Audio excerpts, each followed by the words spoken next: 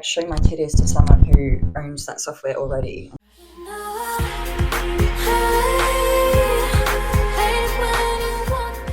Hello!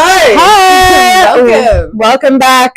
Episode 6. I love that. I know. We get so far through these and we get to episode 9 and 10 and I actually get a little bit sad because I'm like, it goes so quickly. I know. And then our birthday is coming up as well. Our birthday. Our birthday. The podcast will be 1 year old. Your birthday's so far away. What do you No, my birthday is so far away. But I think it's the 15th or something. I'll have to double check of July. That's soon. Yeah. That's real soon. That's even better. Holiday, birthday, season finale. Yeah. Holiday for you. But you can be drinking weed and I can drink weed. I'll drink weed. You can drink weed and I'll smoke wine. and we can have a birthday party. Yay! Actually, something just popped into my head too, and this is completely off kilter. So you can edit this out if you want. Did you see the cancelled podcast is finishing up? No, I didn't. Brooke and Tanner are no more. For the sole reason that they didn't want to talk shit about people anymore. Because the cancelled podcast is mostly talking about themselves or other people. Drama. Yeah. It's just drama. And that's why it's called the cancelled podcast. Because they very much thought that they were going to get cancelled. And that made me a little bit sad because those were part of the OGs and why I wanted to do the podcast. I love the girls from Cancelled. But yeah, they were right. Their podcast is based around drama, negativity and just talking about all the drama shit that's going on in their lives and stuff. I was a little bit glad that they weren't cancelling for reasons that we had. They weren't cancelling because, I know something that we were doing and I'm like, fuck, should we cancel? Should we stop as well? Yeah. But it's literally just because all of their content is just continuously dragging either themselves or other people down, and they just didn't want to do that anymore. It's just so negative. And I think that's interesting, and I think that's really good for them to do, and really good message. It's very self-aware. Very self-aware, and I think I have moments of that too. Sometimes when I'm editing our podcast, but we always bring it back. I feel to when we're shitting on men per se. We'll shit on the men, and then we'll say, "But we like this about men." I feel it's a little bit kind of crap on a generalized group or topic, whereas they were this specific people and drama. This is kind of a good point and lends into our episode today because we're talking about female friendships, making friends as an adult, as an adult and as a woman because we're women. Well, maybe. Can't prove anything. You have to pay to see. But I've actually had a lot of conversations with girls about this where they find themselves in friendship groups and they have an epiphany where they're like, all we talk about is other people. Dragging other people, judging other people, and just shitting on people. Yes. And that you'll pretend to be nice to in person. And it's really draining and it's really it doesn't help you. It doesn't help the person you're talking about. It doesn't help anyone. And it's really substanceless. And can I just add that I think hospitality culture adds to this, right? And I'll tell you why. You have 20 to 30 young women working in the same place. They all vary in age. You have to get along. It's a workplace. You have no choice but to get along. Yeah. And be nice, especially when it comes to being around other customers. You have to have that rapport with your other employees. So you have to look like you get along, even if you don't. You should. You should, but there are plenty of places or people in your workplace that you just cannot fucking get along with. But you have no choice but to be nice to them in front of people. Yeah. But you don't want to be, but you have to be. And but because of that, I feel that plays a role in when you go into your regular life where you you continue being nice to their face because that's what you have to do at work. But as soon as they walk away, you and your friends are giggling and stuff. And it's I feel fucking fly, it's back. Tell me how this is possible because flies have a 4-day lifespan and no one's been in here. It bred. Back to what I was saying. Yes. I do think that workplaces are the reason why you have so many fake catty Yeah, catty, yes, but like fake and like surface level relationships with people.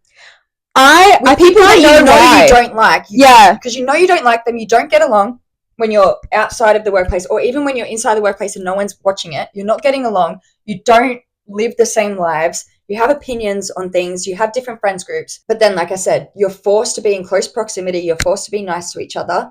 Indeed. And then because of that filters out into your normal life. So then you go clubbing or whatever, you see this same chick, you're nice, you're like, oh, hey, when you know for a fact you just talked shit about her the other day, and you're probably going to go talk shit about her again. Yeah. You just can't help it because you know you saw her last night at work and that's exactly what you have to do. You're going to see her tomorrow. That's exactly what you're going to have to do.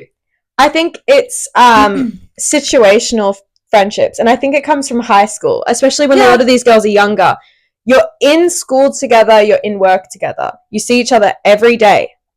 You have to be nice to them because it makes life easier. Yeah. You can't escape them because you have to go to school every day. You have to go to work every day. So it doesn't really, and you have to be friends with the people around them or them. Yeah. Because there's no one else to be friends with because you see them every day. And I think the problem... That's literally how everyone falls into a friendship.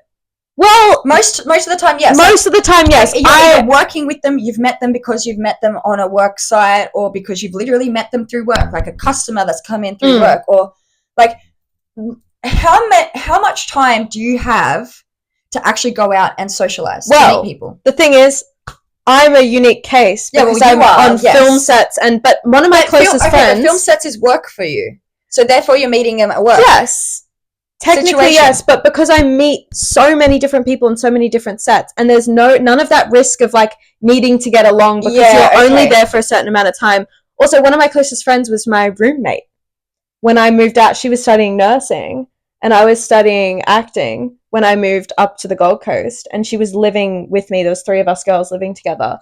I became friends with her because we were roommates. But we didn't become friends with the other roommate. But again, close proximity. Close proximity, yes. But now we choose to still be friends. It's like... Because once it's the bond. It's the initial bond of like, how do you... Like, you've made eye contact with another woman. You... Like, for me, I have to also find them attractive. I don't know. I know that's super shallow, but a attractive woman will always catch my eye. And those are the women that I will, if they've looked at me back, I will start immediate conversation with. Smiled at me like, oh, hi, I love your jacket. Like, start a conversation like that. And I think it's just because I have very low self-esteem. I think it might be because of that. So I gravitate more towards prettier girls. Interesting. Who I think are prettier than me. Wow. In high school, I was so used to being the ugly friend. What? Yeah. You? Yeah. The fuck? You should see the girls I went to high school with. In Griffith? Yeah. My type of friend, you know how people have love languages? Yeah. So, like, that's the same for friends. Like, friends have love languages as well. Yeah, for sure. I was watching a TikTok of this lady talking about what friendships are like in women who have ADHD. She was pretty bang on because for women with my type of ADHD, if you're out of sight, you're out of mind. So for me, and if this offends any of my friends, I'm sorry, I didn't mean it like that. For me, I don't have many strong friendships, but I have the friendships I have are strong. Yeah. So I don't have any, just like surface acquaintances. No, I don't, because I don't speak to people enough to do that. So the friends that I do have, I love them to death. But if they weren't to message me for 4 weeks, I wouldn't be offended. Do you know what I mean? No, yeah. Like, if you were to, like, disappear off the face of the earth for, like, 4 to 6 weeks and, like, I'm not hear from you, you wouldn't get a bombarded message saying, what the fuck? Why haven't I heard from where are you? No, I could not imagine. You also wouldn't message me and then get no response from me because I'm being spiteful. Like, you would message me and be like, hey, sorry, I've been, like, fucking in Thailand for 6 weeks. Yeah. I message back and be like, holy shit, do you have photos? Yeah. Like, do you know what I mean? Like, it's so out of sight, out of mind. And it's one of, like, I don't know. I've had people complain about me to me about this. I think you've told me about a few of these situations. How I don't put in effort in friendships. And it's literally not that at all. Like, if you're sitting here right beside me we will chat. We will like, I'll buy you gifts. Like, I'll take you to dinner. Like, you could stay here forever. But like, if you've gone, I'm like, my ADHD is so full on that I'm going to do the next thing. I'm just focusing on something else. Yeah, that's fair enough. It's the same for my sister. Sarah had lived 30 minutes away from me. There was one time I hadn't seen her for 18 months. And it didn't damage our relationship. We're still, like, she has babies now. She has babies now, by the way. Yes. Yeah, the babies got born. She had babies. They are beautiful. They're a bit underweight. They're still in hospital at the moment. They're so cute. But they're gorgeous. But yeah, she has babies now. I'm close with her. I love her babies. And that didn't damage the relationship. No, and it shouldn't. And it's different. I think different people have that love language where they need constant attention, and you can't give it to them. I just don't. Or like you're doing your own thing, and like this goes back to what we were saying before we filmed, and also to what we said in the dating advice for men when we were like, have your life sorted out before you look for a relationship. Yeah. Have your life sorted out before you look for a friendship. Your friends shouldn't dictate your whole life. It shouldn't be, what are we doing this weekend? Oh, when can I see you next? Oh, well, I haven't seen you this week. Where are you? Why aren't you responding to my text? Why haven't you opened my Instagram reel? Why haven't you seen this TikTok I sent you? You don't need to be talking 24/7 friends to should be friends fillers. with someone. Friends should be life fillers. Like when they're there because you love them and you want them as part of your life, but you should not be basing your entire fucking spare time around them, because your spare time should be based around what you want to do with the rest of your life. Okay, so you don't have anything planned for yourself and you can't be alone with yourself. People who can't be alone with themselves are also really worrying. Yes. Because like if you can't sit with yourself for a minute and listen to your own thoughts, why? Yeah. Because it took me a hot minute. I couldn't do it for a long time. I love my own time. I love it now. Yeah, it's a tough thing because like with relationships, right? I have so many things that I'm like a good date ideas. Like restaurants I want to go to, movies I want to see, whatever. Exactly. And that's what I do. Yeah. I go, and my friends who are in relationships with most of my friends are in relationships. I just go to those places with those friends. Yeah, I have lots. We went on a date night last night and we excluded all the boys. Yeah, legit. And I would rather spend time with friends than go on like random first dates with men that are horrible and I don't want to speak to. And like, and when it comes to friendship, you have to set up that first date too, because men don't really know where to. No, they don't. They have no ideas. They're like, oh, where we go to have sex? I don't know. We talk first, maybe have food. I don't know. Lots of times, when I was 18, I'd go to a guy's house and there'd be no food, and I was like, oh, sick. I starved myself all day. And was that the first time that you had met them in person at their house? No. Okay, good. No, it was like multiple times, and they'd like just didn't feed me, and I was like, oh. One of them, it was the first time, but I knew him already, and I rocked up and he was like, oh yeah, we just had dinner. And I was like, Courtney has brought this up multiple times throughout our couple of seasons now. Yeah. She is fucking annoyed if you don't feed her, bro. Like, I am. I'm like, what am I? A hungry little girl. Can you fucking feed her? Just like one amount of time. I just want to be wined and dined before fuck me. Like, I just feel like a piece of meat. I come over and it's like, there's the bed, baby. Fuck you! Like, give me steak first. I need to get my iron levels up. Literally, like, I'm a vegetarian, but give me something, please. And then even after sex, it's like, oh, should I get you a towel? Yeah, fucking maybe. Oh, you should have thought about that beforehand. Like, I just no thoughts for anyone but themselves. Anyway, sorry, this is about friendships. But it's just some people are so selfish. Feed your friends. And yeah, I mean, being friends with selfish people is why, if you can't tell that your friend doesn't want to be going clubbing, say you're friends with Maddy and you want to go clubbing all the time. With me and you don't know. Yeah, you are not friends. In an alternate universe where you don't know, and you keep bringing Maddy clubbing and she starts to hate you and you can't tell that she's having a shit time, you're also not very tuned in. Here's exactly how that situation is going to go. You're going to invite me clubbing. I'm going to say, no, I'm not coming to that. And then you're either going to be like, okay, well, I'll see you maybe the next day after, we'll grab lunch. Or you'll be like, fuck you, you're coming, or we're not friends. And I'm going to be like, okay, we're not friends. You're not going to, as a 30-year-old woman, you're not going to drag me into a situation and environment that I genuinely feel uncomfortable and gross in. I'm 30 years old. I can make my own fucking decisions. And I can be anywhere I decide to be. And I'm not going to be somewhere where I actually don't want to be. Yeah. Like, I'm 30. I don't have parents dragging me to places I don't want to be. Go away. Yeah. And if you tell me that you're going to do this or we're not friends, I'm going to choose the not friends option just out of spite. Are you because sure? Because if you're going to give me ultimatums, like, I do that to my friends as jokes. Yeah. But not as a serious, like, no, you actually have to do this or we're not going to be friends. I had someone do that to me recently, actually.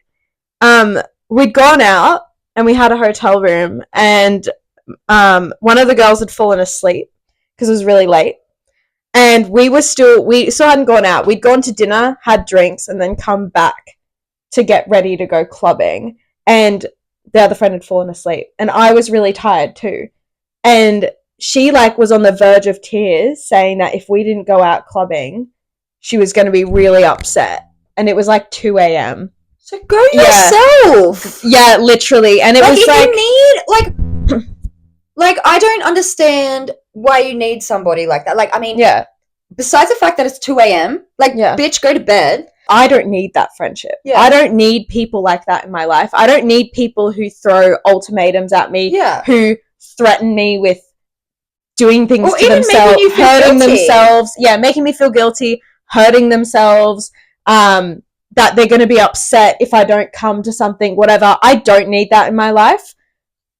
But because I'm a nice person, I like to be like, oh, sorry, I'll get you next time. But when I'm already there, like, that situation, I was like, okay, fuck it, I'm just going to go. But as soon as I want to leave, I'm leaving, and you can stay out if you want. But do you see the resentment I was talking about? Yes, 100%.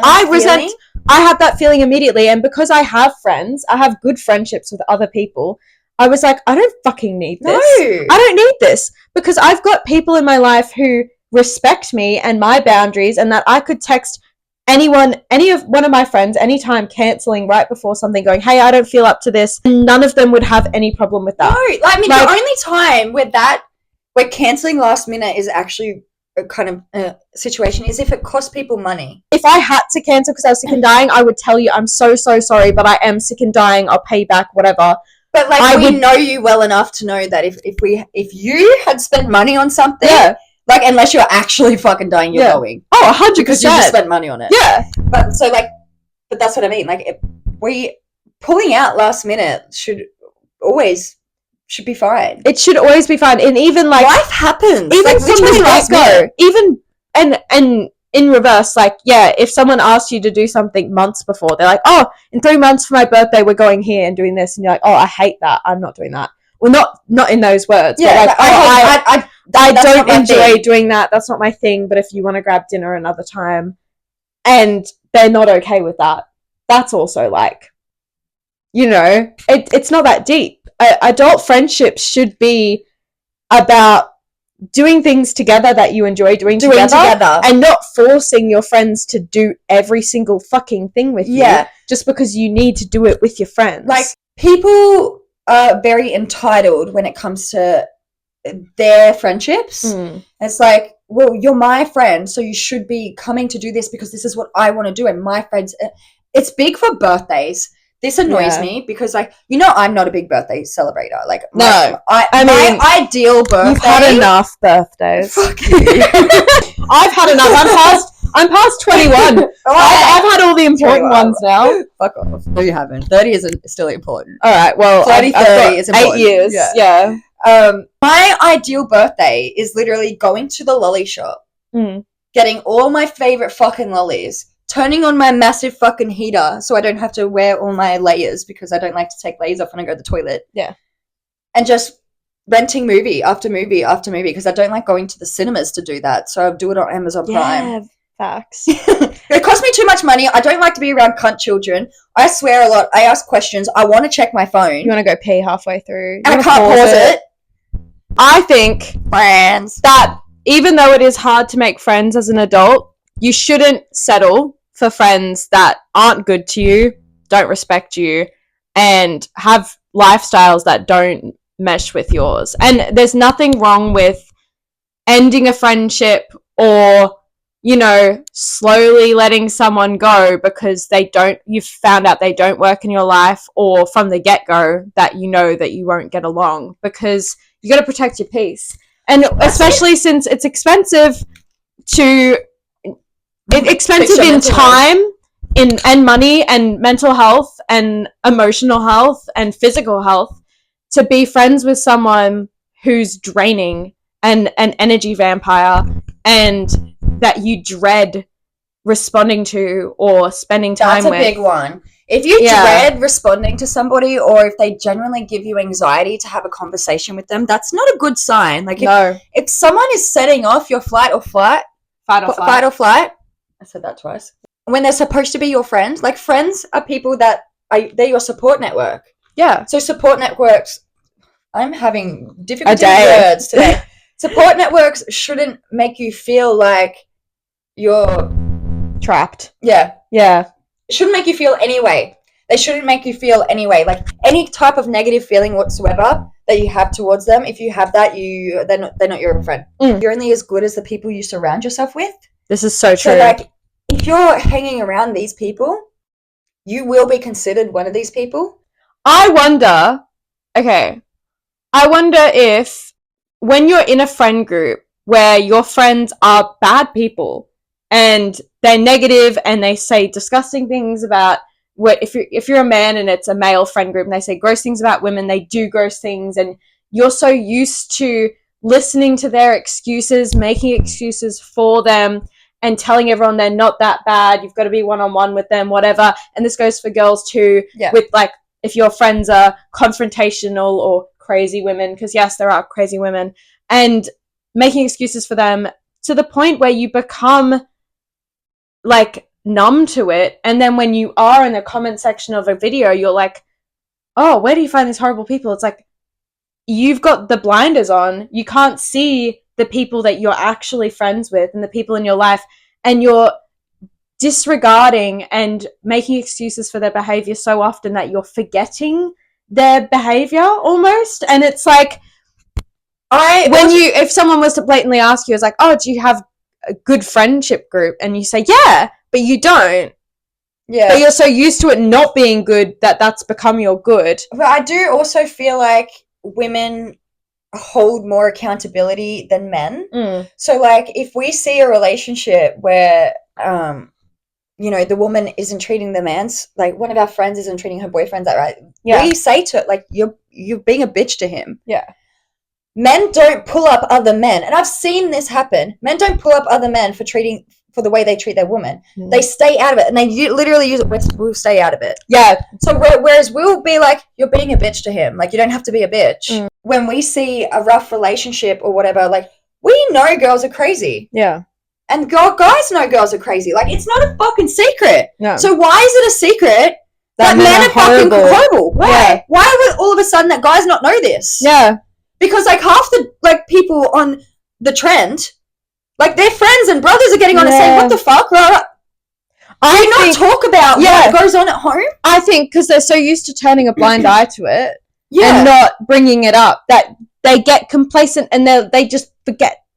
It's like, it's fine. It was that one time. It was blah, blah, blah. If men stopped being horrible, women would stop being crazy. Everything will be fucking fine. Just while we're ending on this, because the last episode, we ended with me falling on the ground face first. Yeah. Now she's fixed it. She fell into the wall again and fixed it. Funny story. I fell straight face first into the wall when I fell off my bed. I'd actually tried to jump on my bed, jumped over the bed, and face first into a wall, and I fixed it. See? I mean, it's still there a little bit, but it's mostly gone. So if you ever need a ganglion, I don't know how to pronounce it, a cyst fixed in your wrist, come see me. I'll push you on a wall. Yeah. Anyway, hopefully some of this was conducive or helpful in you ending or making friendships. Hopefully ending. And navigating. And if you have more questions, let us know, because we're both navigating our own shit at the moment too. So whatever information you're going to get from us is going to be very situational. And also, if you do have any hacks on how you do make friends, like, because I do know people who travel the world. You trying to make other friends, Maddie? No, not for me, for our viewers. You know me. This is where I live. This is a bit. I don't even leave my house to film this. Yeah. But if you do have life hacks, because I know a few people who are solo travelers, like they travel the world solo, and they have difficulty making friends. And if so, you do have hacks on how to make friends, pass that through, let us know so we can definitely regurgitate that to some of our followers. Most definitely. Not me though, because I don't care for friends. And we'll be your friends if you're not a horrible person. Okay. Meh. Goodbye. Love you.